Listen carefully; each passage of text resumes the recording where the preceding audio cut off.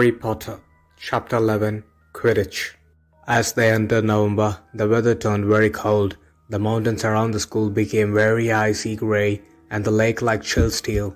Every morning, the ground was covered in frost. Hagrid could be seen from the upstairs windows, defrosting broomsticks on the Quidditch field, bundled up in a long moleskin overcoat, rabbit fur gloves, and enormous beaverskin boots. The Quidditch season had begun. On Saturday, Harry would be playing in his first match after weeks of training. Gryffindor vs Slytherin. If Gryffindor won, they would move up into the second place in the house championship. Hardly anyone had seen Harry play because Wood had decided that as the secret weapon, Harry should be kept well secret, but the news that he was playing Seeker had leaked out somehow, and Harry didn't know which was worse, people telling him he would be brilliant, or people telling him they would be running around underneath him holding a mattress. It was really lucky that Harry now had Hermione as a friend. He didn't know how he would have gotten through all the homework without her. With all that, the last-minute Quidditch practice Wood has making them to do. She had also lent him Quidditch Through the Ages, which turned out to be a very good, interesting read. Harry learned that there are all sorts of Quidditch foul, and that all of them had happening during the World Cup match in 1473, that the Seekers were usually the smallest and the fastest players, and most serious Quidditch accidents seemed to happen to them. That also, rarely people died playing Quidditch. Referees had been known to vanish and turn them months later in the Sahara Desert. Hermione had become a bit more relaxed about breaking the rules since Harry and Ron had saved her from the mountain troll, and she was much nicer for it. That day before Harry's first Quidditch match, the three of them were out in the freezing courtyard during a break, and she had conjured them up a bright blue fire that could be carried around in a jam jar. They were standing in their backs to it, getting warm, when Snape crossed the yard. Harry noticed at once that Snape was limping. Harry, Ron, and Hermione moved closer together to block the fire from the view. They were sure it wouldn't be allowed. Unfortunately, something about their guilty faces caught Snape's eyes. He limped over. He hadn't seen the fire, but he seemed to be looking for a reason to tell them off anyway. "What's that you have got there, Potter?" It was the Quidditch Through the Ages, Harry showed him. "Library books are not to be taken outside the school," said Snape. "Give it to me. 5 points from Gryffindor." "He just made that rule up," Harry muttered angrily as Snape limped away. "Wonder what's wrong with his leg." "Do know, but I hope it's really hurting him," said Ron bitterly. The Gryffindor common room was very noisy that evening. Harry, Ron, and Hermione sat together next to the window. Hermione was checking Harry and Ron's charms work for them. She would never let them copy. How will you learn? But by asking her to read it through, they got the right answers anyway. Harry felt restless. He wanted Quidditch Through the Ages back, to take his mind off his nerves about tomorrow. Why should he be afraid of Snape? Getting up, he told Ron and Hermione he was going to ask Snape if he could have it. "Better you than me," they said together. But Harry had an idea that Snape wouldn't refuse if there were teachers listening. He made his way down to the staff room and knocked. There was no answer. He knocked again. Nothing. Perhaps Snape had left the book in there. It was worth a try. He pushed the door ajar and peered inside, and a horrible scene met his eyes. Snape and Filch were inside alone. Snape was holding his robes above his knees. One of his legs was bloody and mangled. Filch was handling Snape bandages. "Blasted thing," Snape was saying. "How are you supposed to keep your eyes all on the three-headed at once?" Harry tried to shut the door quietly, but "Potter!" Snape's face twisted with fury as he dropped his robes quickly to hide his leg. Harry gulped. "I just wondered if I could have my book back." "Get out! Out!" Harry left. Before Snape could take any more points of Gryffindor, he sprinted back upstairs. "Did you get it?" Ron asked as Harry joined them. "What's the matter?" In a low whisper, Harry told him what he had seen. "You know what this means?" he finished breathlessly. "He tried to get past the three-headed dog at Halloween. That's where he was going when we saw him. He's after whatever it's guarding. And I would bet my broomstick he will let that troll in to make a diversion." Hermione's eyes were wide. "No, he wouldn't," she said. "I know he's not very nice, but he wouldn't try and steal something Dumbledore was keeping safe." "Honestly, Hermione, do you think all teachers are saints or something?" snapped Ron. "I'm with Harry on this. I wouldn't put anything past Snape. But what's he after? What's the dog guarding? Harry went to bed with his head buzzing with the same question. Neville was snoring loudly, but Harry couldn't sleep. He tried to empty his mind. He needed to sleep. He had to. He had his first Quidditch match within hours, but the expression of Snape's face when Harry had seen his leg wasn't easy to forget. The next morning dawned very bright and cold. The great hall was full of delicious smell of fried sausages and cheerful chatter of everyone looking forward to a good Quidditch match. "You got to eat some breakfast." "I don't want anything. Just a bit of toast," wailed Hermione. "I'm not hungry." Harry felt terrible. In an hour's time he would be walking onto the field. "Harry, you need your strength," said Seamus Finnegan. "Seekers are always the ones who get clobbered by the other team." "Thanks, Seamus," said Harry, watching Seamus pile ketchup on his sausages. By 11 o'clock the whole school team seemed to be out in the stands around the Quidditch pitch. Many students had binoculars. The seats might be raised in the high air, but it was still difficult to see what was going on sometimes. Ron and Hermione, John Neville, Seamus and Dean, the West Ham fan, up in the top row. As surprise for Harry, they had painted a large banner in one of the sheets Scabbers had ruined. It said Potter for President, and Dean, who was good at drawing, had done a large Gryffindor lion underneath. Then Hermione had performed a tricky little charm so that the paint flashed in different colors. Meanwhile, in the locker room, Harry and the rest of the team were changing into the Charlotte Quidditch robes. Slytherin would be playing in green. Wood cleared his throat for silence. "Okay, man," he said. "And women," said Chaser Angelina Johnson. "And women," Wood agreed. "This is it. The big one," said Fred Weasley. "The one we all been waiting for," said George. "We know Oliver's speech by heart," Fred told Harry. "We were on the last team, remember?" "Shut up, you two," said Wood. "This is the best team Gryffindor's had in years. We are going to win. I know it." He glared at them all as if fit to say, "Or else." "Right, it's time. Good luck, all of you." Harry followed Fred and George out of the locker room, and hoping his knees weren't going to give away, walked onto the field to loud cheers. Madam Hodge was a referee. She stood in the middle of the field waiting for the two teams, her broom in her hand. "Now, I want a nice fair game, all of you," she said. Once they were all gathered around her, Harry noticed that she seemed to be speaking particularly to Slytherin captain Marcus Flint, a sixth year. Harry thought Flint looked as if he had got some troll blood in him. Out of the corner of his eye he saw a fluttering banner high above, flashing Potter for President over the crowd. His heart skipped. He felt braver. "Mount your brooms, please." Harry clambered onto his Nimbus 2000. Madam Hodge gave a loud blast on her silver whistle. 15 brooms rose up, high into the air. They were off, and the quaffle is taken immediately by Angelina Johnson by Gryffindor. What an excellent chaser that girl is, and rather attractive too. Professor. The Weasley twins' friend, Lee Jordan, was doing the commentary for the match, closely watched by Professor McGonagall, and she's really belting along up there. A neat pass to Alcius Paint, a good find of Oliver's Wood, last year's only a reserve. Back to Johnson, and now the Slytherins have taken the quaffle. Slytherin captain Marcus Flint gains the quaffle, and off he goes. Flint flying as an eagle, up there. He's going to score. No, stopped by an excellent move by Gryffindor keeper Wood, and the Gryffindors take the quaffle. That chaser, Katie Bell of Gryffindor there. Nice dive around Flint. Off up the field, and ouch! That must have hurt. Hit in the back of the head of a bludger. Quaffle taken by the Slytherins. That's Adrian Piercy, speeding off toward the goalpost, but he blocked by a second bludger, sent his way by Fred and George Weasley, can't tell which. Nice play from the Gryffindor beater. Anyway, Johnson back in possession of the quaffle, a clear field ahead, and off she goes. She's really flying, dodges a speeding bludger, the goalposts are ahead. Come on now, Angelina. The keeper bludger dives, misses, Gryffindor scores!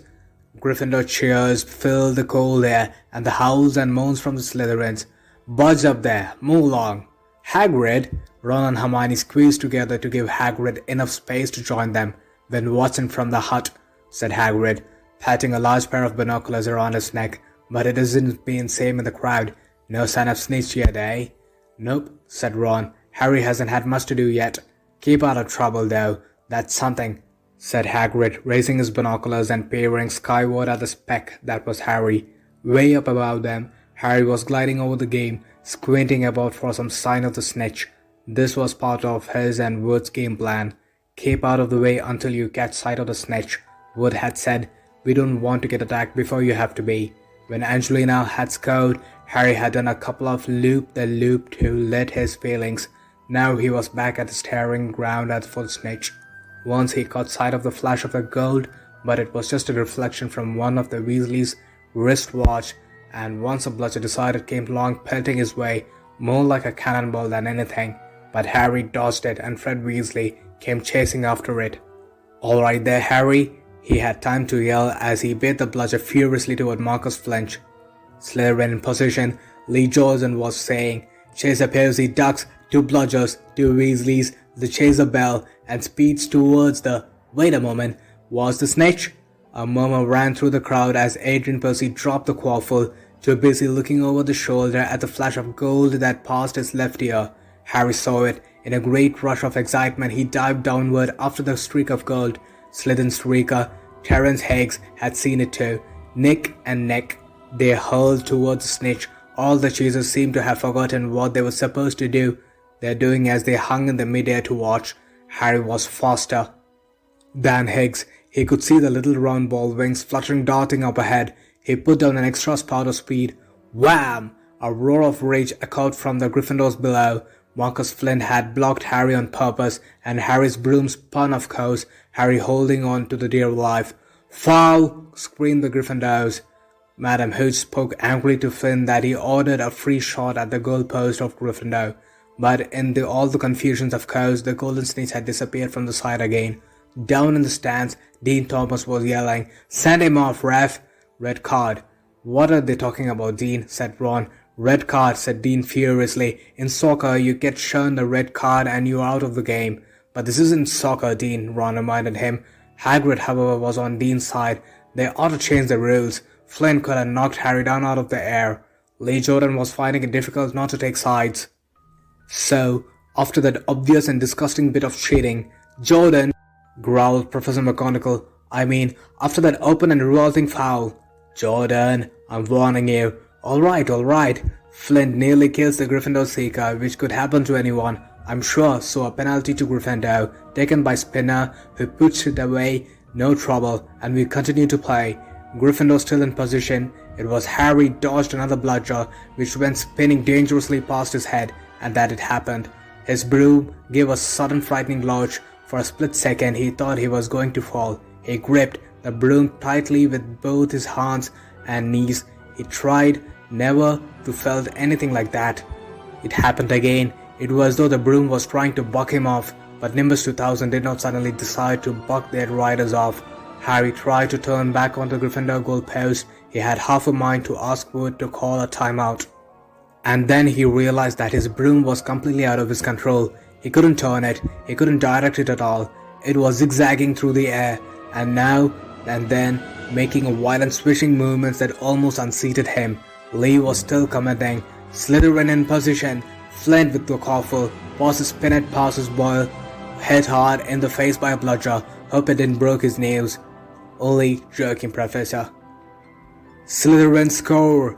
Oh no. The Slytherins were cheering. No one seemed to have noticed that Harry's broom was behaving strangely. It was carrying him slowly higher away from the game, jerking and twitching as it went. "Don't know what Harry's thinking he's doing," Hagrid mumbled. He stared through the binoculars. "If I didn't know better, I would say he lost control of his broom."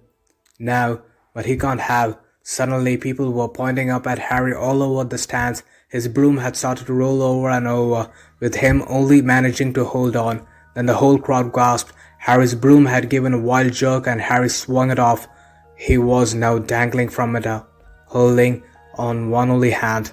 "Did something happen to it?" When Flint blocked him, Seamus whispered. "Can't have," Hagrid said, his voice shaking. "Can't nothing interfere with a broomstick except a powerful dark magic. No kid could do that to a Nimbus 2000. At these words, Hermione seized Hagrid's binoculars and instead of looking at Harry, started to look at frantically to the crowd. "What are you doing?" moaned Ron, grey-faced. "I knew it," Hermione gasped. "Snape, look!" Ron grabbed the binoculars. Snape was in the middle of the stand opposite to them. He had his eyes fixed on Harry and was muttering non-stop under his breath. "He's doing something, jinxing the broom," said Hermione. "What should we do? Leave it to me." Before Ron could say another word, Hermione had disappeared. Ron turned the binoculars back on Harry. His broom was vibrating so hard, it was almost impossible for him to hang on much longer. The whole crowd was on its feet, watching terrified as the Weasleys flew up to try and pull Harry safely onto one of their brooms, but it was no good. Every time they got near him, the broom would jump higher and higher. They dropped lower and circled beneath him, obviously hoping to catch him if he fell. Marcus Flint seized the quaffle and scowled 5 times without anyone noticing. "Come on, Hermione," Ron muttered desperately. Hermione had fought her way across the stand where Snape stood and was now racing along the row behind him. She didn't even stop to say sorry as she knocked Professor Quirrell headfirst into the row front. Reaching Snape, she crouched down, pulled out her wand, and whispered a few well-chosen words. Bright blue flames shot from her wand into the hem of Snape's robes. It took perhaps 30 seconds for Snape to realize he was on fire. A sudden yelp told her she had done her job. Scooping the fire off him into a little jar in her pocket, she scrambled back along the row. Snape would never know what happened. It was enough. Up in the air, Harry was suddenly able to clamber back on his broom. "Neville, you can look," Ron said. Neville had been sobbing into Hagrid's jacket for the last 5 minutes. Harry was speeding toward the ground when the crowd saw him clap his hand to his mouth as though he was about to be sick. He hit the field on all fours, coughed, and something gold fell into his hand. "I have got the snitch," he shouted, waving it above his head, and the game ended in a complete confusion.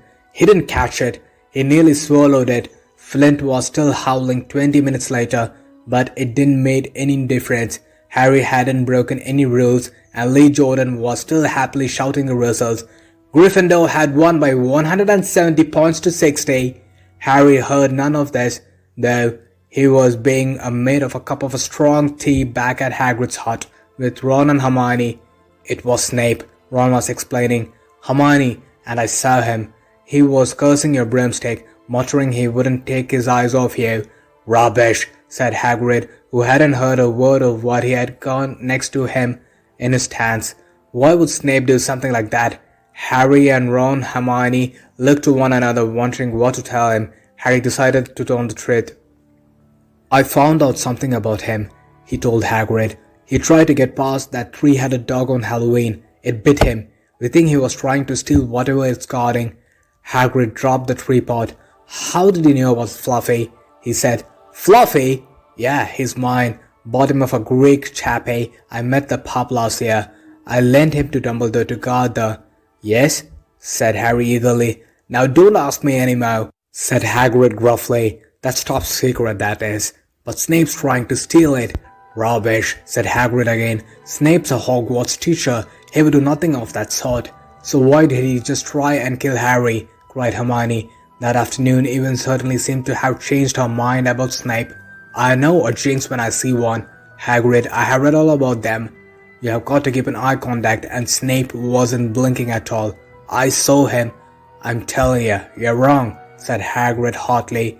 "I don't know why Harry's broom acted like that, but Snape wouldn't try and kill a student. Now listen to me, all 3 of you. You're meddling when things don't concern you. It's dangerous. You forget that dog, and you forget what's it guarding, and it's between Professor Dumbledore and Nicholas Flamel." "Aha!" said Harry. "So there's someone called Nicholas Flamel involved, is there?" Hagrid looked furious with himself. Harry Potter, Chapter 12, The Mirror of Erised. Christmas is coming. One morning in mid-December, Hogwarts woke up to find itself covered in several feet of snow. The lake froze solid, and the Weasley twins were punished for bewitching several snowballs, so that they followed Quirrell around, bouncing off the back of his turban. The few owls that managed to battle their way through the stormy sky to deliver the mail that had nursed back to health by Hagrid before they could fly off again. No one could wait for the holidays to start, while the Gryffindor common room and the Great Hall was roaring fires and drafty corridors had become icy and bitter wind rattled down the windows in the classrooms. Worst of all, a mist befell where Professor Snape's class is down in the dungeons, for it is very cold and they could see their breath in air, and they kept as close as possible to their hot cauldrons. "I do feel so sorry," said Draco Malfoy, one potions class, "for all those people who have to stay at Hogwarts for Christmas because they are not wanted at home." He was looking over at Harry as he spoke. Crabbe and Goyle chuckled. Harry, who was measuring out powdered spine of lionfish, ignored them. Malfoy had been even more unpleasant than usual since the Quidditch match. Disgusted that the Slytherin had lost, he had tried to get everyone laughing at how a wide-mouthed tree trog would be replacing Harry as Seeker next. Then he had realized that nobody found this funny, because they were all seemed to be impressed at the way Harry had managed to stay on his bucking broomstick. So Malfoy, jealous and angry, had gone back to taunting Harry about having no proper family. It was true that Harry wasn't going back to Privet Drive for Christmas. Professor McGonagall had come around the week before, making a list of students who would be staying for the holidays, and Harry had signed up at once. He didn't feel sorry for himself at all. This would be probably the best Christmas he had ever had. Ron and his brothers were staying too, because Mr. and Mrs. Weasley were going to Romania to visit his brother Charlie.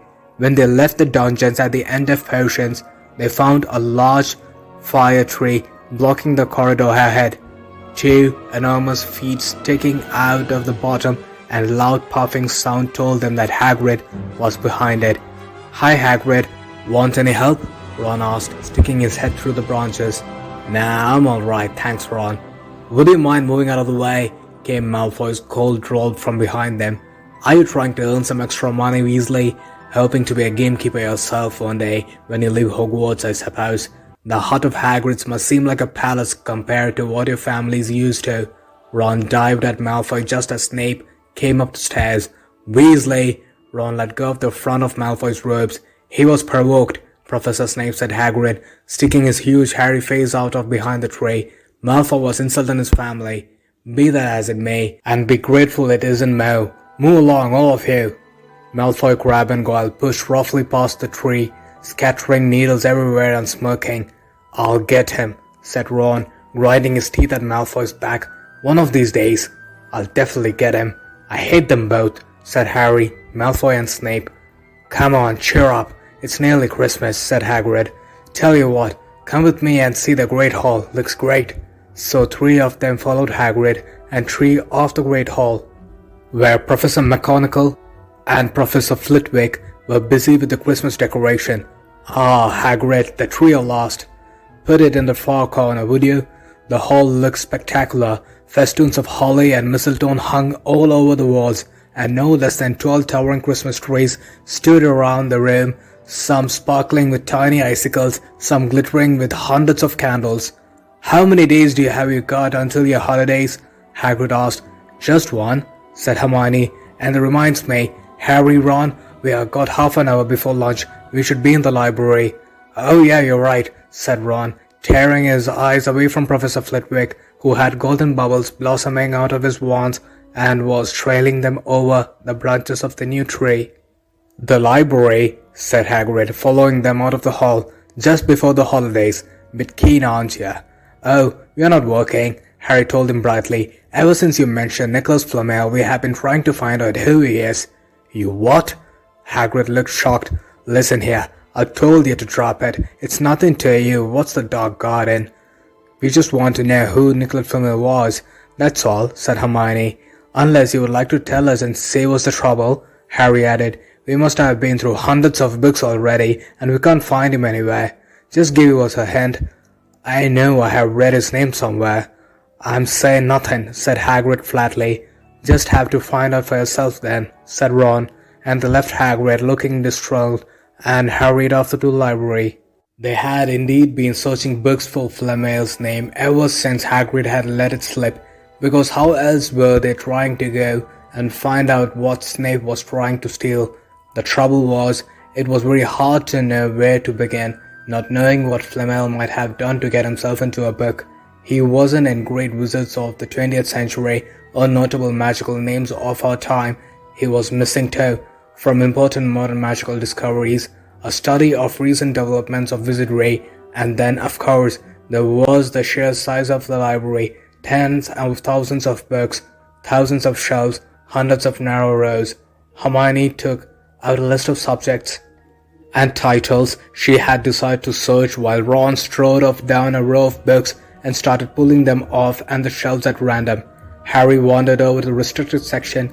He had been wondering for a while if Flamel wasn't somewhere in there.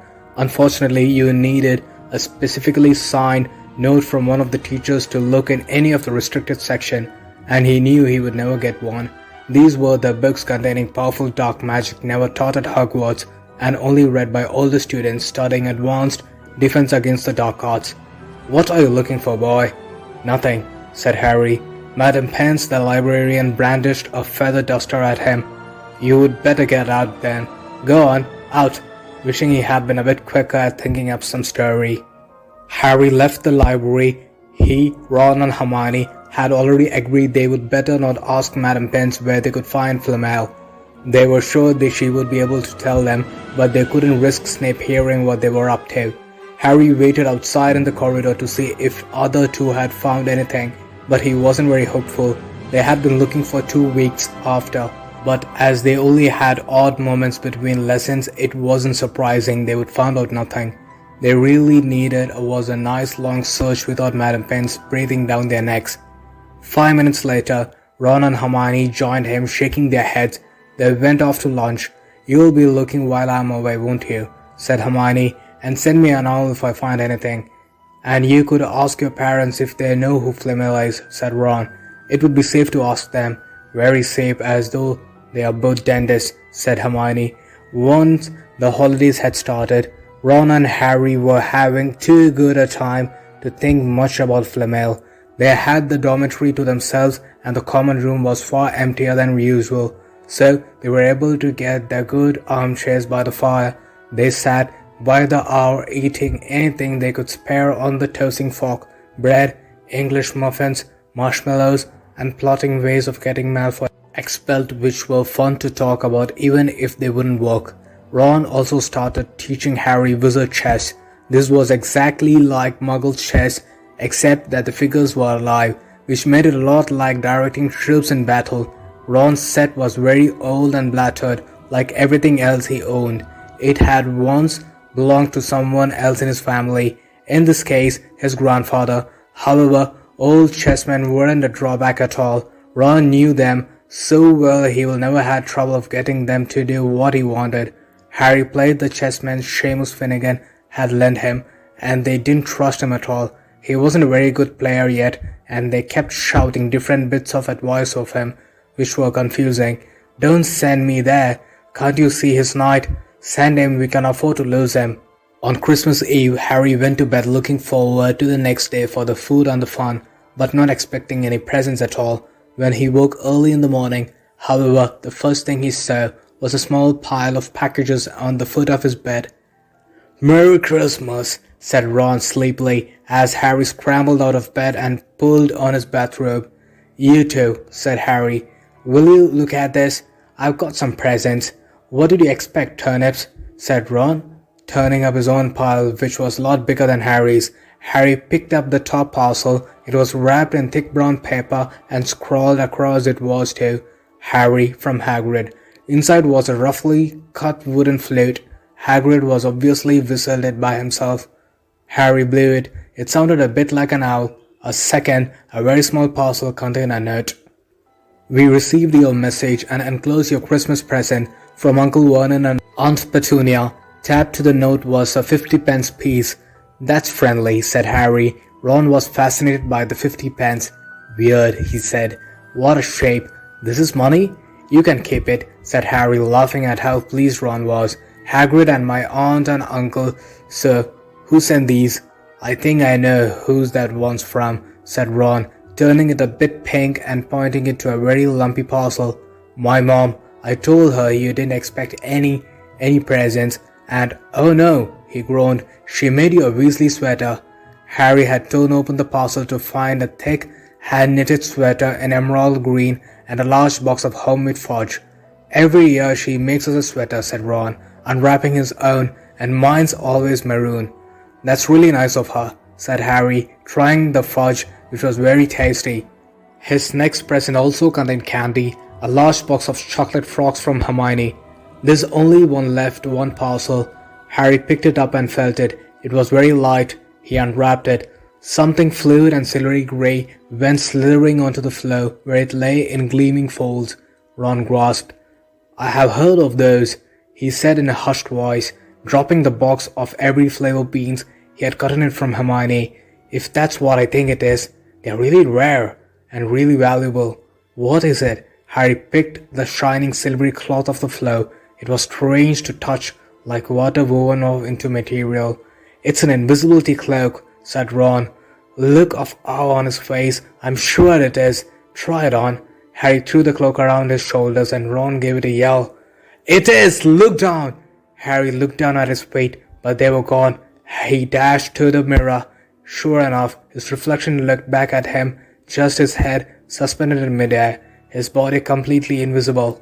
He pulled the cloak over his head and his reflection vanished completely. "There's a note," said Ron suddenly. A note fell out of it. Harry pulled off the cloak and seized the letter.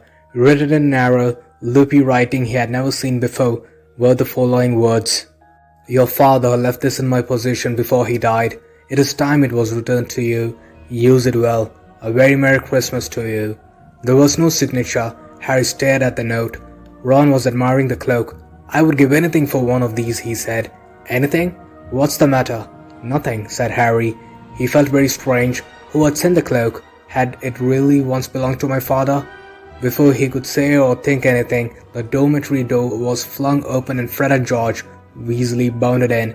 Harry stuffed the cloak quickly out of sight. He didn't feel like sharing it with anyone else. "Merry Christmas." "Hey, look, Harry's got a Weasley sweater too." Fred and George were wearing blue sweaters with one large yellow F on it and other with the G. "Harry's is better than ours, though," said Fred, holding up Harry's sweater. "She obviously makes more of an effort if you're not family." "Why aren't you wearing yours, Ron?" George demanded. "Come on, get it on. They're lovely and warm."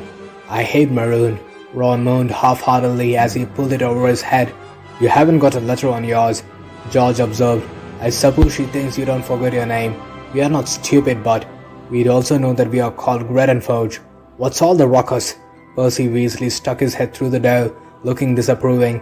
He had clearly gotten halfway through the unwrapping his presents as he too carried a lumpy sweater over his arm, which Fred seized. "P for prefect. Get it on, Percy, come on, we are all wearing ours, even Harry got one." "I don't want," said Percy thickly, as the twins forced the sweater over his head, knocking his glasses askew. "And you are not sitting with the prefects today either," said George. "Christmas is time for family." The frog marched Percy from the room, his arms pinned to his side by his sweater. Harry had never in all his life had such a Christmas dinner. 100 fat roast turkeys, mountain of roast and boiled potatoes, platters of chipolatas, tureens of buttered peas, silver bowls of thick, rich gravy and cranberry sauce, and stacks of visit crackers every few feet along the table. These fantastic party favors were nothing like the feeble muggle ones the Dursleys usually bought, with their little plastic toys and their flimsy paper hats inside.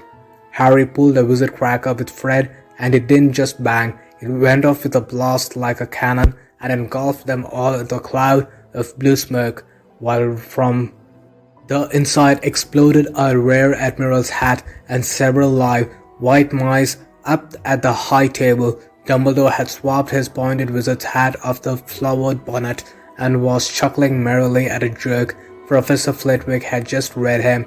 Flaming Christmas puddings followed the turkey. Percy nearly broke his teeth on a silver sickle embedded in its slice. Harry watched Hagrid getting redder and redder in the face as he called for more wine. Finally, kissing Professor McGonagall on the cheek, who to Harry's amazement giggled and blushed her top hat lopsided.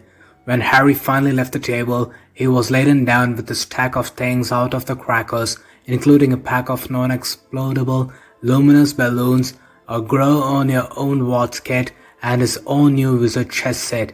The white mice had disappeared, and Harry had a nasty feeling they were going to end up as Mrs. Norris' Christmas dinner. Harry and the Weasleys spent a happy afternoon after having a furious snowball fight on the grounds. Then cold, wet and gasping for breath, they returned to the fire in the Gryffindor common room, where Harry broke his new chess set by losing spectacularly to Ron. He suspected he wouldn't have to lost so badly if Percy hadn't tried to help him so much. After a meal of turkey sandwiches, crumpets, trifle, and Christmas cake, everyone felt too full and sleepy to do much before bed except sit and watch Percy chase Fred and George all over the Gryffindor Tower because they had stolen his prefect badge. It had been Harry's best Christmas day ever, yet something had been nagging at the back of his mind all day. Not until he climbed into bed was he free to think about it. The invisibility cloak and who had sent it. Ron, full of turkey and cake and with nothing mysterious bother him, fell asleep almost as soon as he'd drawn the curtains off his four-poster. Harry leaned over the side of his bed and pulled the cloak out from under it. This had been his father's. He let the material flow over his hands smoother than the silk, light as air. Use it well, the note had said. He had to try it now. He slipped out of the bed and wrapped the cloak around himself. Looking down at his legs, he saw only two moonlight and shadows. It was very funny feeling. Use it well. Suddenly, Harry felt wide awake. The whole Hogwarts was open to him in his cloak. Excitement flooded through him as he stood there in the dark and silence. He could go anywhere in this, anywhere, and Filch would never know. Ron grunted in his sleep. Should Harry wake him? Something held him back. His father's cloak. He felt that this time, the first time, he wanted to use it alone. He crept out of the dormitory, out of the stairs, across the common room, and climbed through the portrait hole. "Who's there?" squawked the fat lady. Harry said nothing. He walked quickly down the corridor. Where should he go? He stopped, his heart racing, and thought, and then it came to him. The restricted section in the library. He would be able to read as long as he liked, as long as it took to find who Flamel was. He set off, drawing the invisibility cloak tight around him as he walked. The library was pitch black and very eerie. Harry lit a lamp to see his way along the rows of books. The lamp looked as if it was floating along in the midair, and even though Harry could feel his arm supporting it, the sight gave him a creeps. The restricted section was right at the back of the library. Stepping carefully over the rope that separated these books from the rest of the library, he held up his lamp to read the titles. They didn't tell him much. Their peeling, faded gold letters spelled words in languages Harry couldn't understand. Some had no title at all. One book had a dark stain on it that looked horribly like blood. The hairs on the back of Harry's neck were prickled. Maybe he was imagining it, maybe not, but he thought a faint whispering voice come from the books, as though they knew someone was there who shouldn't be. He had to start somewhere.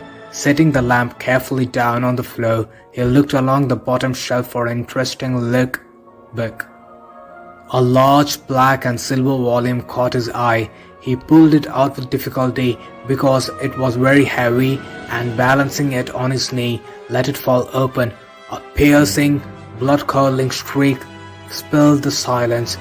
The book was screaming. Harry snapped it shut, but the shriek went on and on, one high, unbroken, ear-splitting note. He stumbled backward and knocked over his lamp, which went out at once. Panicking, he heard footsteps coming down the corridor outside. Stuffing the shrieking book back on the shelf, he ran for it. He passed Filch in the doorway. Filch's pale, wild eyes looked straight through him, and Harry slipped under Filch's outstretched arm and streaked off the corridor, and big shrieks still ringing his ears. He came to a sudden halt in front of a tall suit of armor. He had been so busy getting away from the library, he hadn't paid attention to where he was going. Perhaps because it was dark, he didn't recognize where he was at all. There was a suit of armor near the kitchens, he knew, but he must have been 5 floors above there. "You asked me to come directly to you, Professor. If anyone was wandering around at night, and somebody's been in the library, the restricted section." Harry felt blood drain out of his face. Wherever he was, Filch must know a shortcut, because his soft, greasy voice was getting nearer and nearer, and to his horror, it was Snape who replied, "A restricted section, eh? Well, they can't be far. We'll catch them." Harry stood rooted to the spot as Filch and Snape came around the corner ahead. They couldn't see him, of course, but it was a narrow corridor, and if they came much nearer, they would knock right into him. The cloak didn't stop him from being solid. He backed away as quickly as he could. A door stood ajar to his left. It was his only hope. He squeezed through it, holding his breath, trying not to move it, and to his relief, he managed to get inside the room without their noticing anything. They walked straight past, and Harry leaned against the wall, breathing deeply, listening to their footsteps drawing away. They had been close, very close. It was a few seconds before he noticed anything about the room he had hidden in. It looked like an unused classroom. The dark shapes of desks and chairs were piled against the walls, and there was an upturned waste paper basket, but propped against the wall facing him was something that didn't look as if it belonged there, something that looked as if someone had just put it there to keep it out of the way. It was a magnificent mirror, as high as the ceiling, with an ornate gold frame. Standing on two clawed feet, there was an inscription carved around the top. Eriset Estra Efri-oid Steo Carfru-oid on Hosea. His panic fading now that there was no sound of Filch and Snape, Harry moved nearer to the mirror, wanting to look at himself, but see no reflection again. He stopped in front of it. He had to clap his hand to his mouth to stop himself from screaming. He whirled around. His heart was pounding far more furiously than when the book had screamed, for he had seen not only himself in the mirror, but a whole crowd of people standing right behind him. But the room was empty. Breathing very fast, he turned slowly back to the mirror. There he was, reflected in it, white and scared looking, and there reflected behind them were at least 10 others. Harry looked over his shoulder, but still no one else was there. Or they were all invisible too? Was he in fact in a room full of invisible people, and this mirror trick, was it reflected them, invisible or not? He looked in the mirror again. A woman standing right behind his reflection was smiling at him and waving. He reached out a hand and felt the air behind him. If he was really there, he would touch her. Their reflections were so close together, but he felt only air. She and the others existed only in the mirror. She was a very pretty woman. She had a dark red hair and eyes. Her eyes are just exactly like mine, Harry thought, edging a little closer to the glass. Bright green, exactly the same shape. But then he noticed that she was crying, smiling, but crying at the same time.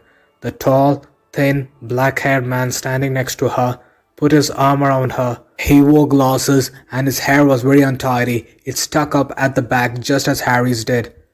Harry was so close to the mirror now that his nose was nearly touching that of his reflection.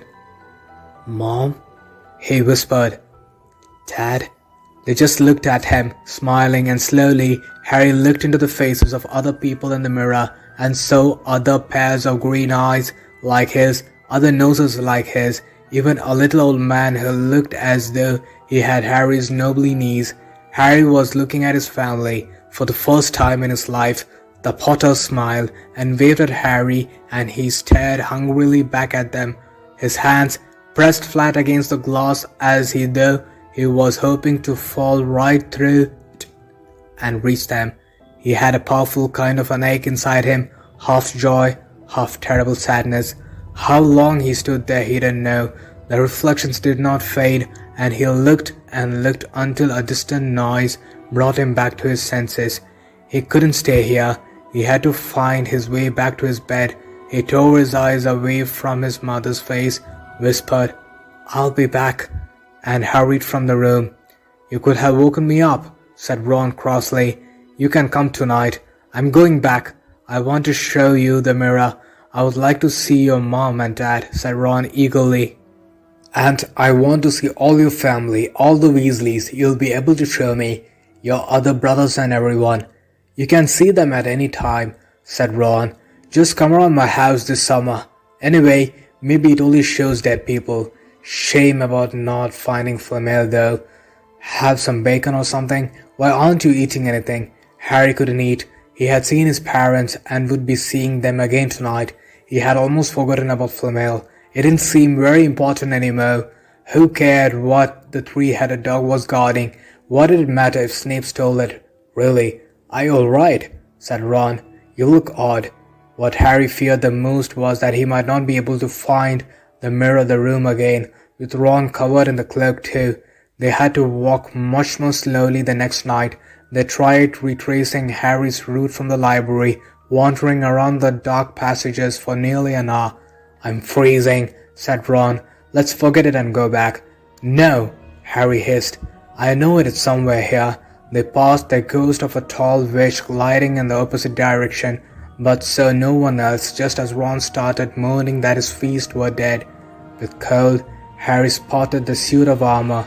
It's here, just here. Yes. They just pushed the door open. Harry dropped the cloak from around his shoulders and ran to the mirror. There, see, there they were. His mother and father beamed at the sight of him. See? Harry whispered. I can't see anything. Look at them all. There are loads of them here. I can only see you. Look in it properly. Go on, stand where I am. Harry stepped aside and with Ron in front of the mirror, he couldn't see his family anymore. Just Ron in his palely pajamas. Ron, though, was staring transfixed at his image. Look at me, he said. Can you see all the family standing around you? No, I'm alone, but I'm different. I look older, but I'm head boy. What? I'm wearing the badge like Bill used to. I'm holding the house cup and the Quidditch cup. I'm Quidditch captain too. Ron tore his eyes away from the splendid sight to look excitedly at Harry. Do you think this mirror shows the future? How can it? All my family are dead. Let me have another look. You had it to yourself all last night. Give me a bit more time. You're only holding the Quidditch cup. What interesting about that? I want to see my parents. Don't push me. A sudden noise outside in the corridor put an end to their discussion. They hadn't realized how loudly they had been talking. Quick! Ron threw the cloak over them, and as the luminous eyes of Mrs. Norris came around the door, Ron and Harry stood quite still, both thinking the same thing.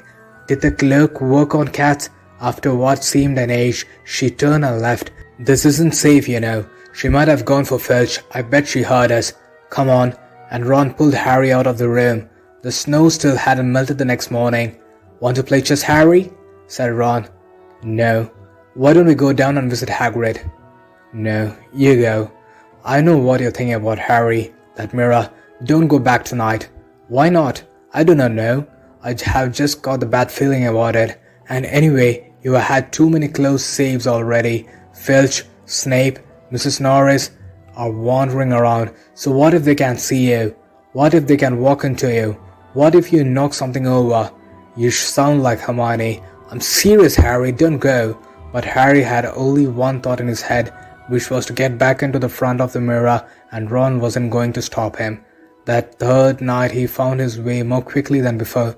He was walking so fast he knew he was making more noise than was wise, but he didn't meet anyone, and there was his mother and father smiling at him again, and one of his grandfathers nodding happily. Harry sank down to sit on the floor in front of the mirror. There was nothing to stop him from staying here all night with his family. Nothing at all, except... So, back again, Harry? Harry felt as though his inside had turned to ice. He looked behind him. Sitting on one of the desks by the owl was none other than the Albus Dumbledore. Harry must have walked straight past him, so desperate he could get to the mirror he hadn't noticed him. I didn't see you, sir. Strange. How nearsighted being invisible can you make? Said Dumbledore, and Harry was relieved to see that he was smiling. So, said Dumbledore, slipping off the desk to sit on the floor with Harry. You, like hundreds before you, have discovered the delights of Mirror of Erised. I didn't know it was called that, sir, but I expect you have realized by now what it does. It shows me my family, and it showed your friend Ron himself as head boy. How did he know? I don't need to cloak to become invisible, said Dumbledore gently. Now you can think what the Mirror of Erised shows us all. Harry shook his head. Let me explain. The happiest man on earth would be able to use the Mirror of Erised like a normal mirror. That is, he will look into it and see himself exactly as he is. Does that help? Harry thought, then he said slowly, It shows us what we want, whatever we want. Yes and no, said Dumbledore quietly. It shows us nothing more or less than the deepest, most desperate desire of our hearts. You, who have never known your family, see them standing around you. Ronald Weasley, who has always been overshadowed by his brothers, seems himself standing alone, the best of all of them. However, this mirror will give us either knowledge or truth. Men have wasted away before it, entranced by what they have seen, or been driven mad not knowing if it shows real or even possible. The mirror will be moved to a new home tomorrow, Harry, and I ask you not to go looking for it again. If you ever do run across it, you will never be prepared. It does not do well to dwell on dreams and forget to live. Remember that. Now, why don't you put that admirable cloak back on and get off to bed? Harry stood up. Sir, Professor Dumbledore, can I ask you something? Obviously, dear boy. You have just done so. Dumbledore smiled. You may ask me more than one thing, however. What do you see when you look in the mirror? I see myself holding a pair of thick, woolen socks. Harry stared. One can never have enough socks, said Dumbledore. Another Christmas have come and gone, and I didn't get a single pair. People will continuously insist on giving me books. It was only when he was back in bed that struck Harry that Dumbledore might not have been quite truthful. But then he thought as he shoved Scabbers off his pillow, it had been quite a personal question. Harry Potter, Chapter 13, Nicholas Flamel. Dumbledore had convinced Harry not to go looking for the Mirror of Erised again, and for the rest of the Christmas holidays the invisibility cloak stayed folded at the bottom of his trunk. Harry wished he could forget what he had seen in the mirror as easily, but he couldn't. He started to have nightmares over and over again. He dreamed about his parents disappearing in a flash of green light, while a high voice cackled with laughter. You see, Dumbledore was right. The mirror could drive you mad, said Ron when Harry told him about these dreams.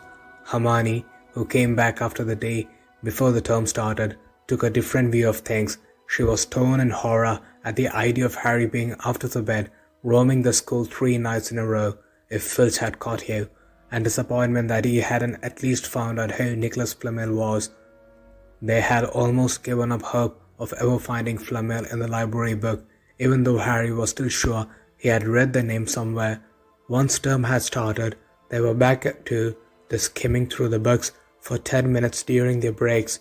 Harry had even less time than the other two, because Quidditch practice had started again.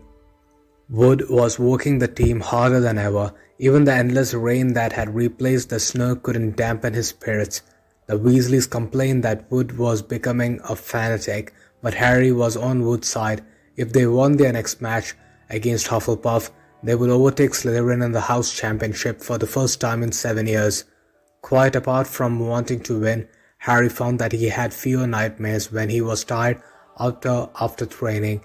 Then, during one particular wet and muddy practice session, Wood gave them a team of bad news.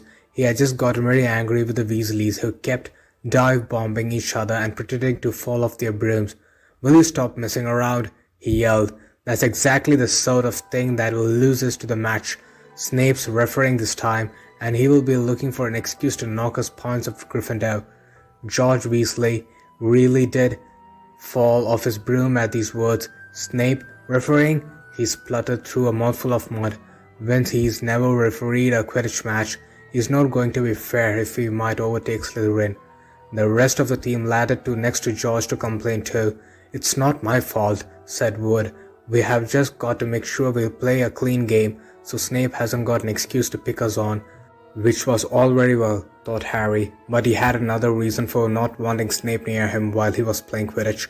The rest of the team hung back to talk to one another as usual at the end of the practice, but Harry headed straight back to the Gryffindor common room where he found Ron and Hermione playing chess.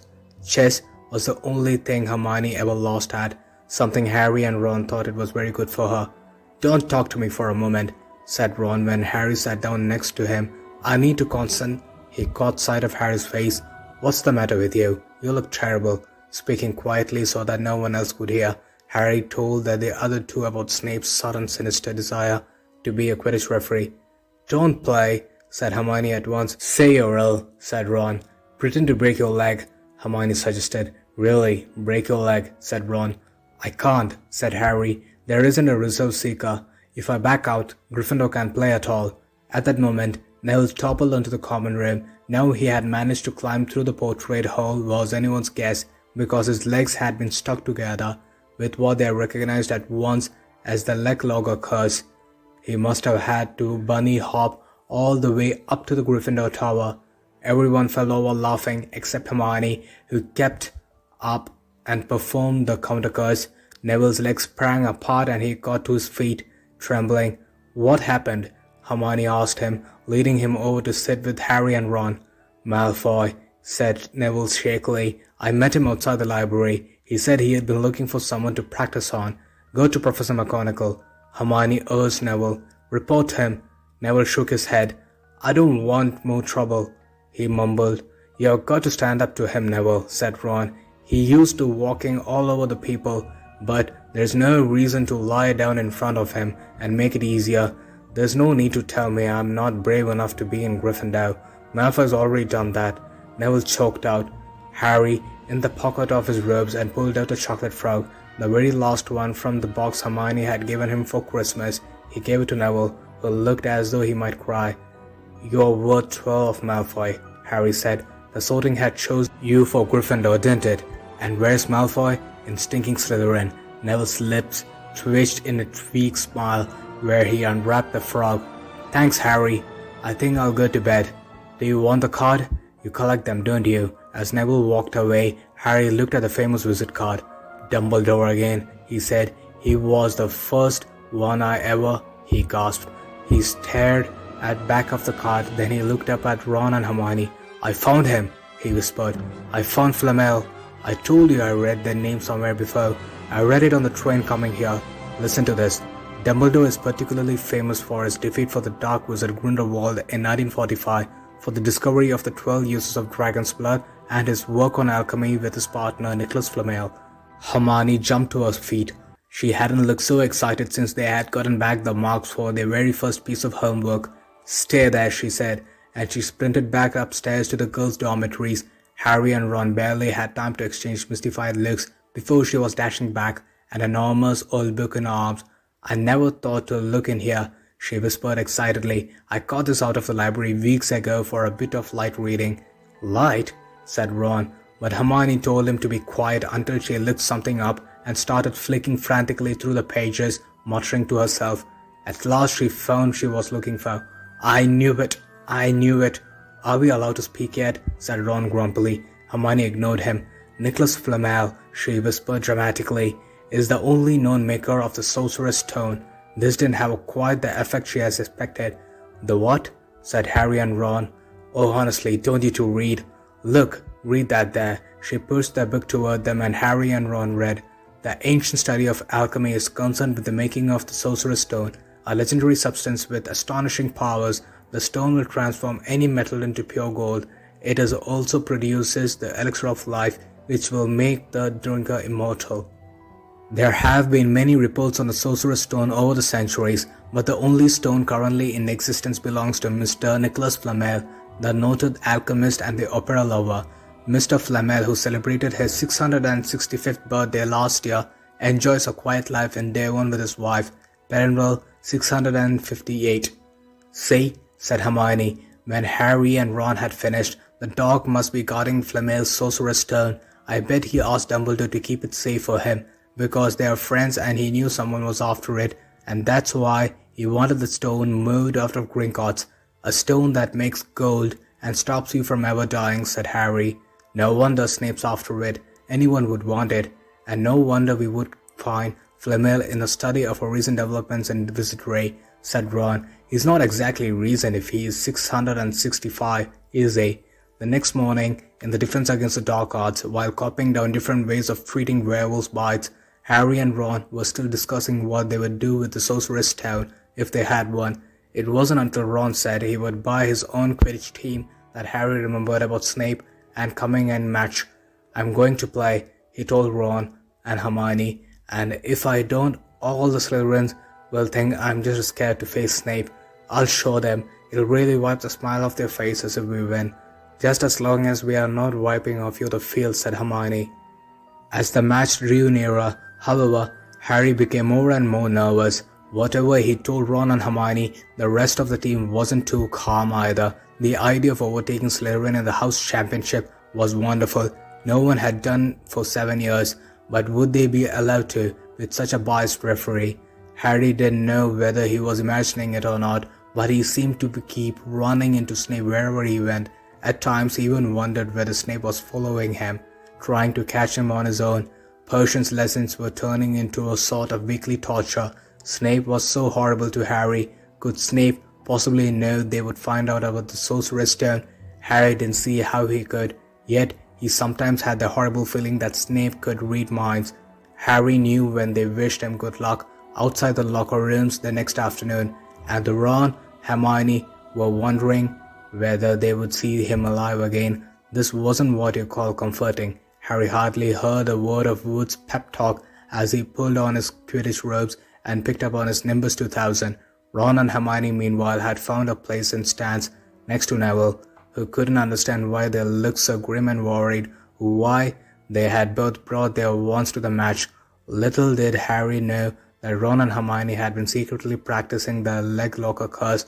They had gotten the idea from Malfoy, using it on Neville, and were ready to use on Snape when he showed any signs of wanting to hurt Harry.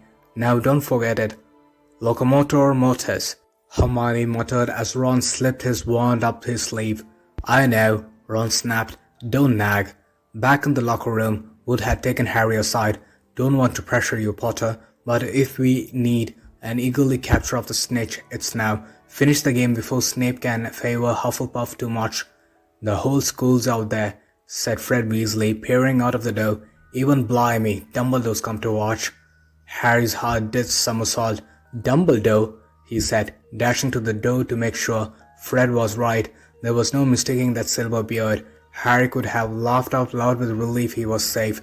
There was simply no way that Snape would dare to try to hurt him if Dumbledore was watching. Perhaps that was why Snape was looking so angry as the team marched onto the field, something that Ron noticed too. "I had never seen Snape look so mean," he told Hermione. "Look, they're off." Ouch! Someone had poked Ron in the back of his head. It was Malfoy. "Oh, sorry, Weasley. Didn't see you there." Malfoy grinned broadly at Grab and Goyle. "Wonder how long Potter's going to stay on his broom this time. Anyone want to bet?" "What about you, Weasley?" Ron didn't answer. Snape had just awarded Hufflepuff a plenty because George Weasley had hit a bludger at him. Hermione, who had all her fingers crossed in her lap, was squinting fixedly at Harry, who was circling the game like a hawk looking for the snitch.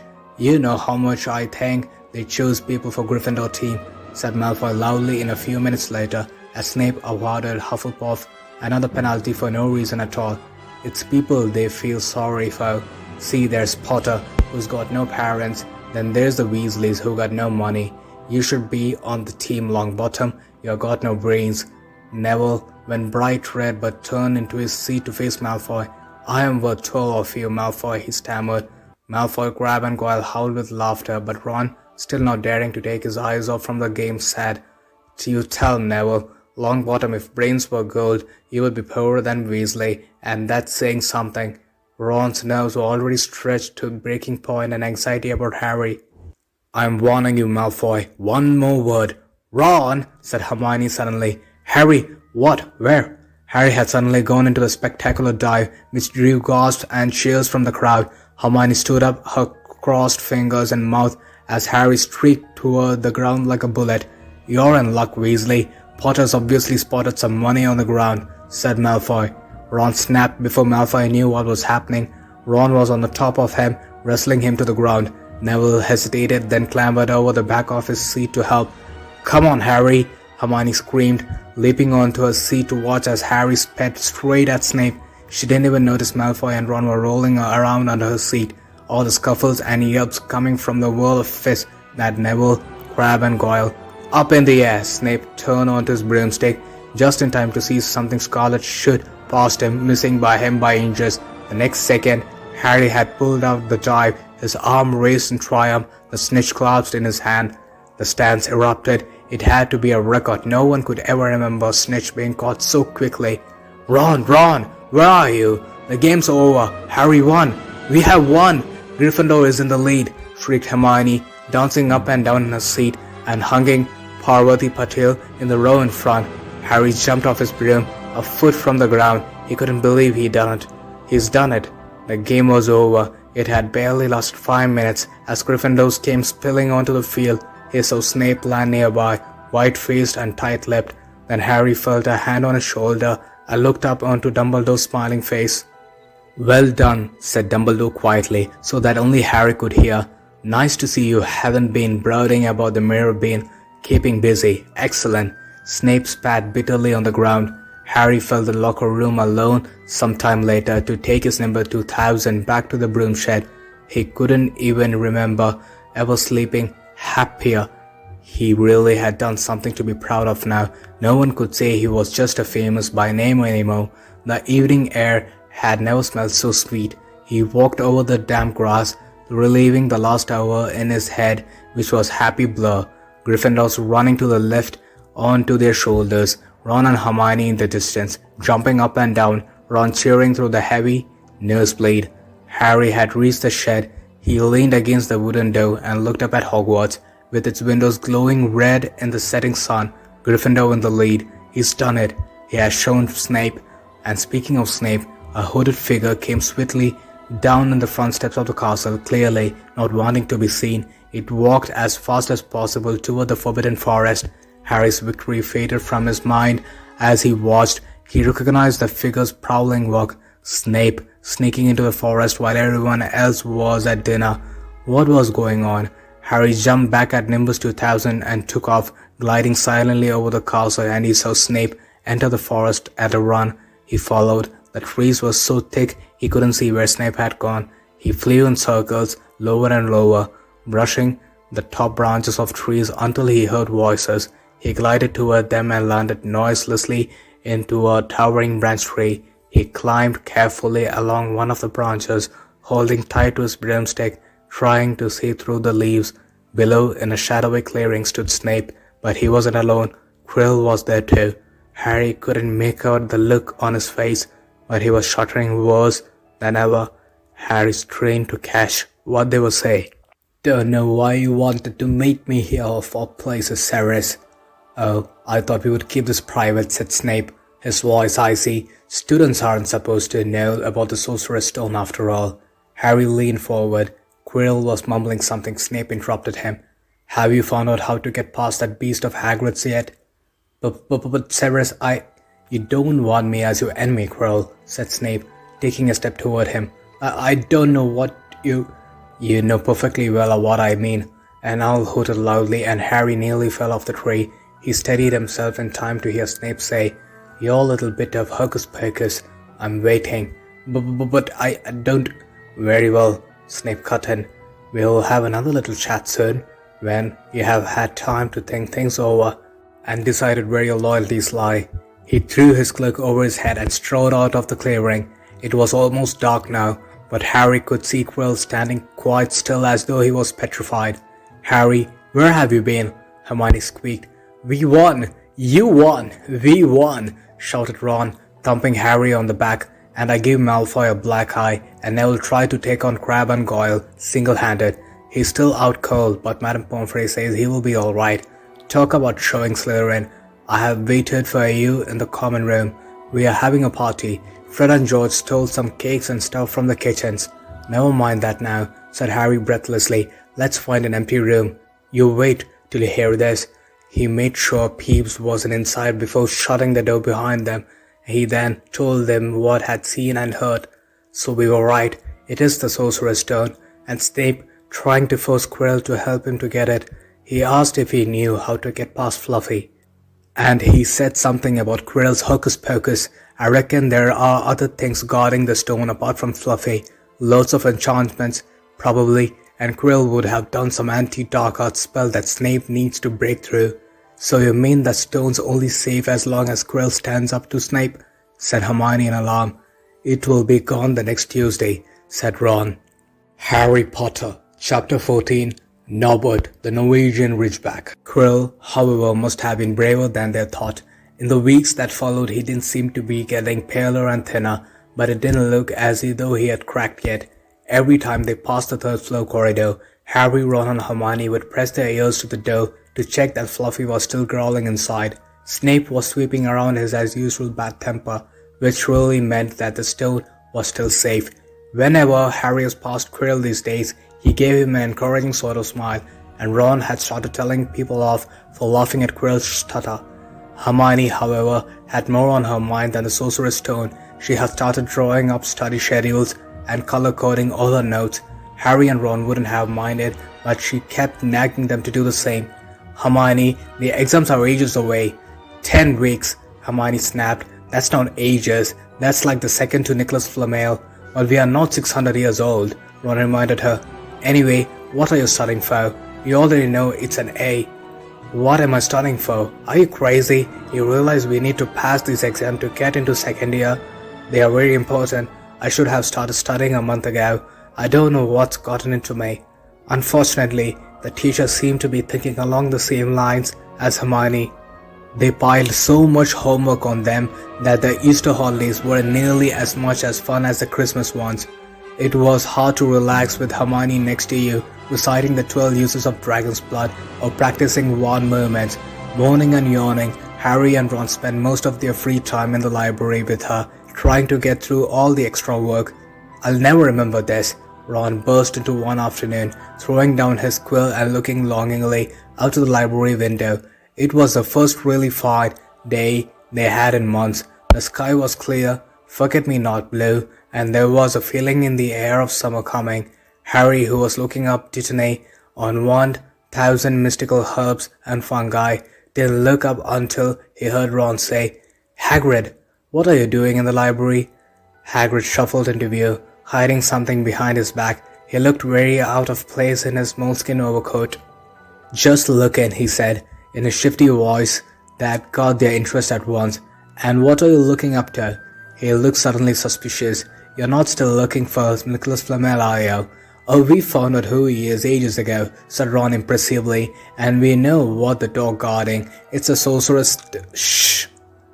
Hagrid looked around quickly to see if anyone was listening. "Don't go shouting about it. What's the matter with you?" "There are a few things we wanted to ask you, as a matter of fact," said Harry, "about what's guarding the stone apart from Fluffy." "Shh!" said Hagrid again.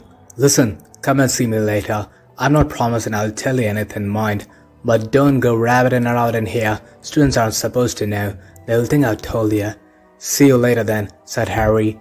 Hagrid shuffled off. "What was he hiding behind his back?" said Hermione thoughtfully. "Do you think it had anything to do with stone?" "I'm going to see what section he was in," said Ron, who had enough of working. He came back a minute later with a pile of books in his arms and slammed them down on the table. "Dragons," he whispered. Hagrid was looking up stuff about dragons. "Look at these. Dragon species of Great Britain and in Ireland. From Egg to Inferno, a Dragon Keeper's Guide. Hagrid always wanted a dragon. He told me so the first time I ever met him," said Harry. "But it's against our laws," said Ron. "Dragon breeding was outlawed by the Warlocks Convention of 1709. Everyone knows that. It's hard to stop anyway. If you can't tame dragons, it's dangerous. You should see the burns Charlie's got on the wild ones in Romania." "But there aren't wild dragons in Britain," said Harry. "Of course there are," said Ron. "Come on. The common Welsh green and the Hebridean blacks. The Ministry of Magic has a job hushing them up. I can tell you, our kind have to keep putting spells on muggles who have spotted them to make them forget." "So what on earth's Hagrid's up to?" said Hermione. When they knocked on the door of the gamekeeper's hut an hour later, they were surprised to see that all curtains were closed. Hagrid called, "Who's it?" before he let them in, and then shut the door quickly behind them. It was stifling hot inside. Even though it was such a warm day, There was a blazing fire in the grate. Hagrid made them tea and offered them stowed sandwiches, which they refused. "So, you wanted to ask me something?" "Yes," said Harry. "There was no point beating around the bush. We were wondering if you could tell us what's guarding the Sorcerer's Stone apart from Fluffy." Hagrid frowned at him. "Of course, I can't," he said. "Number one, I don't know myself. Number two, you know too much already, and so I wouldn't tell you if I could. That stone's here for a good reason. It was almost stolen out of the Gringotts. I suppose you worked that all out and all. Beats me how you even know about Fluffy." "Oh, come on, Hagrid. You might not want to tell us, but you do know. You know everything that goes around here," said Hermione in a warm, flattering voice. Hagrid's beard twitched, and they could tell he was smiling. "We only wondered who had done the guarding, really," Hermione went on. "We wondered who Dumbledore had trusted enough to help him apart from you." Hagrid's chest swelled at these last words. Harry and Ron beamed at Hermione. "Well, I don't suppose it could hurt to tell you that. Let's see, he borrowed Fluffy from me, then all the teachers did the enchantments. Professor Spout, Professor Flitwick, Professor McGonagall, he ticked them off on his fingers. Professor Quirrell and Dumbledore himself did something, of course. Hang on, I forgot someone. Oh yeah, Professor Snape." "Snape? You're not still about that, yo."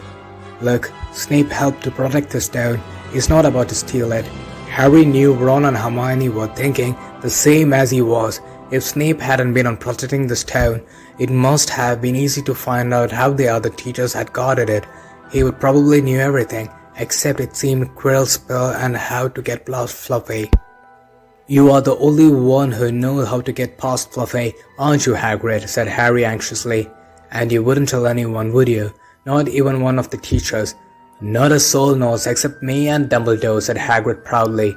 "Well, that's something," Harry muttered to the others. "Hagrid, can we have a window open? I'm boiling." "Can't, Harry, sorry," said Hagrid. Harry noticed him at glance at the fire. Harry looked at it too. "Hagrid, what's that?" But he already knew what it was. In the very heart of the fire, underneath the kettle, was a huge black egg. "Ah," said Hagrid, fiddling nervously with his beard. "That's, Where did you get it, Hagrid?" said Ron, crouching over the fire to get a closer look at the egg. "It must have cost you a fortune." "Won it," said Hagrid. "Last night, I was down in the village having few drinks and got into a game of cards with a stranger. Think he was quite glad to get rid of it, to be honest." "But what are you going to do with it when it's hatched?" said Hermione. "Well, I have been going to do some reading," said Hagrid, pulling a large book from under his pillow. "Got this out of the library. Dragon Breeding for Pleasure and Profit. It's out of bit date, of course, but it's all in here. Keep the freed egg and fire, cause their mothers breathe on 'em, you say, and when it hatches, feed it on the bucket of brandy mixed with chicken blood every half an hour, and see here how to recognize different eggs. What I got there is a Norwegian Ridgeback. That's rare them." He looked very pleased with himself, but Hermione didn't. "Hagrid, you live in a wooden house," she said, but Hagrid wasn't listening. He was humming merrily as he looked into fire. So now, they had something else to worry about. What might happen to Hagrid if anyone found out he was hiding an illegal dragon in his hut? Wonder what it's like to have a peaceful life. Ron sighed as evening after evening they struggled through all the extra homework they were getting. Hermione had now started making study schedules for Harry and Ron too. It was driving them nuts. Then one breakfast time, Hedwig brought Harry another note from Hagrid. He had written only 2 words, "It's hatching." Ron wanted to skip biology and go straight down to the hut. Hermione wouldn't hear of it. "Hermione, how many times in our lives are we going to get to see a dragon hatching? We have got lessons. We'll get into trouble, and that's nothing to what Hagrid's going to be when someone finds out what is he doing." "Shut up," Harry whispered. Malfoy was only a few feet away and he had stopped dead to listen. How much had he heard? Harry didn't like the look on Malfoy's face at all. Ron and Hermione argued all the way to herbology, and in the end, Hermione agreed to run down the Hagrids with the other two during the morning break. When the bells sounded from the castle at the end of the lesson, the 3 of them dropped their towels at once and hurried through the grounds onto the edge of the forest. Hagrid greeted them, looking flushed and excited. "It's nearly out," He ushered them inside. The egg was lying on the table. There were deep cracks in it. Something was moving inside. A funny clicking noise was coming from it. They all drew their chairs up the table and watched with bated breath. Dragon flopped into the table. It wasn't exactly pretty. Harry thought it looked like a crumpled black umbrella. Its spiny wings were huge compared to its skinny jet body. It had a long snout with white nostrils, the stubs of horns, and bulging orange eyes. It sneezed. A couple of sparks flew out of his snout. "Isn't he beautiful?" Hagrid murmured. He reached out a hand to stroke the dragon's head. It snapped at his fingers, showing pointy fangs. "Bless him! Look, now he knows his mummy," said Hagrid. "Hagrid," said Hermione, "how fast do Norwegian Ridgeback grow exactly?" Hagrid was about to answer when the color suddenly drained from his face. He leapt to his feet and ran to the window.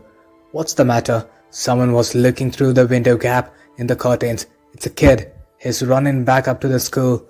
Harry bolted to the door and looked out. Even at a distance, there was no mistaking him. Malfoy had seen the dragon. Something about a smile lurking to the Malfoy's face during the next week made Harry, Ron and Hermione very nervous. They spent most of their free time in Hagrid's darkened hut trying to reason with him. "Just let him go," Harry urged. "Set him free." "I can't," said Hagrid. "He's too little. He'll die." They looked at the dragon, and it had grown 3 times in the length in just a week. Smoke kept falling out of his nostrils. Hagrid hadn't been doing his gamekeeping duties because the dragon was keeping him so busy. There were empty brandy bottles and chicken feathers all over the floor. "I have decided to call him Norwood," said Hagrid, looking at the dragon with misty eyes. "He really knows me now. Watch, Norwood." "Norwood, where's Mommy?" "He lost his marbles," Ron muttered in Harry's ears. "Hagrid," said Harry loudly, "give it 2 weeks and Norwood's going to be as long as your house. Malfoy could go to Dumbledore at any moment." Hagrid bit his lip. I know I can keep him forever, but I can't just dump him. I can't." Harry suddenly turned to Ron. "Charlie," he said. "You're losing it too," said Ron. "I'm Ron, remember?" "No, Charlie, your brother. Charlie in Romania studying dragons. We could send Norbert to him. Charlie can take care of him and then put him back in the wild." "Brilliant," said Ron. "How about it, Hagrid?" And in the end, Hagrid agreed that they could send an owl to Charlie to ask him. The following week dragged by. Wednesday night found Hermione and Harry sitting alone in the common room. Long after everyone else had gone to bed, the clock on the wall had just chimed midnight when the portrait hole burst open. Ron appeared out of nowhere as he pulled off Harry's invisibility cloak. He had been down in Hagrid's hut, helping him free the Norbert, who was now eating dead rats by the crate. "It bit me," he said, showing them his hand, which was wrapped in a bloody handkerchief. "I'm not going to be able to hold a quill for a week. I tell you, that dragon's the most horrible animal I ever met." But the way Hagrid told me off for the frightening it, and when I left, he was singing it a lullaby. There was a tap on the dark window. "It's Hedwig," said Harry, hurrying to let her in. "She will leave Charlie's answer." There, the 3 of them put their heads together to read the note. "Dear Ron, how are you? Thanks for the letter. I'd be glad to take Norwegian Ridgeback, but it won't be easy getting him here. I think the best thing will be to send him over with some friends of mine who are coming to visit me next week. Trouble is, they mustn't be seen carrying an illegal dragon. Could you get Ridgeback up the taller tower at the midnight on Saturday? They can meet you there and take him away while it's still dark. Send me an answer as soon as possible. Love, Charlie." They looked at one another. "We have got the invisibility cloak," said Harry. "It shouldn't be too difficult. I think the cloak's big enough to cover 2 of us and Norbert." It was a mark of how bad the last week had been that the other 2 agreed with him. Anything to get rid of Norbert and Malfoy. There was a hitch. By the next morning, Ron's bitten hand had swollen to twice its usual size. He didn't know whether it was safe to go to Madame Pomfrey. Would she recognize her dragon's bite? By the afternoon, though, he had no choice. The cut had turned to a nasty shade of green. It looked as if Norbert's fangs had poisonous. Harry and Hermione rushed up to the hospital wing at the end of the day to find Ron in a terrible state in the bed. "It's not just my hand," he whispered, "although that feels like it's about to fall off. Malfoy told Madame Pomfrey he wanted to borrow one of my books so he could come and have a good laugh at me. He kept threatening to tell her what really bit me. I have told her it was a dog, but I don't think she believes me. I shouldn't have bit him at the Quidditch match. That's why he's doing this. Harry and Hermione tried to calm Ron down. It's all be over at midnight on Saturday, said Hermione. But this didn't soothe Ron at all. On the contrary, he sat bolt upright and broke into a sweat. Midnight on Saturday, he said in a hoarse voice, "Oh no! Oh no! I have just remembered. Charlie's letter wasn't the book Malfoy took. He's going to know we are getting rid of Norwood." Harry and Hermione didn't get a chance to answer. Madame Pomfrey came over at that moment and made them leave, saying Ron needed sleep. "It's too late to change the plan now," Harry told Hermione. "We haven't got time to send Charlie another owl, and this could be our only chance to get rid of Norwood. We'll have to risk it, and we'll have to get the invisibility cloak. Malfoy doesn't know about that." They found Fang, the boarhound, sitting outside the bandaged tail when they went to tell Hagrid, who opened the window to talk to them. "I won't let you in," he puffed. "Norwood's at a tricky stage. Nothing I can't handle." When they told him about Charlie's letter, his eyes filled with tears, although that might have been because Norwood had just bitten him on the leg. It's all right. He only got my boot. Just plain. He's only a baby after all." The baby banged its tail on the wall, making the windows rattle. Harry and Hermione walked back to the castle, feeling Saturday couldn't come quickly enough. They would have felt sorry for Hagrid when the time came for him to say goodbye to Norwood if they hadn't seen so worried about what they had to do. It was very dark, cloudy night, and they were a bit late arriving at Hagrid's hut because they had to wait for Peeves to get out of their way in the entrance hall, where he had been playing tennis against the wall. Hagrid had Norwood packed and ready in a large crate. "He's got lots of rats and some brandy for a journey," said Hagrid in a muffled voice, "and I've packed his teddy bear in case he gets lonely." From inside the crate came ripping noises that sounded to Harry as though the teddy was having a head torn off.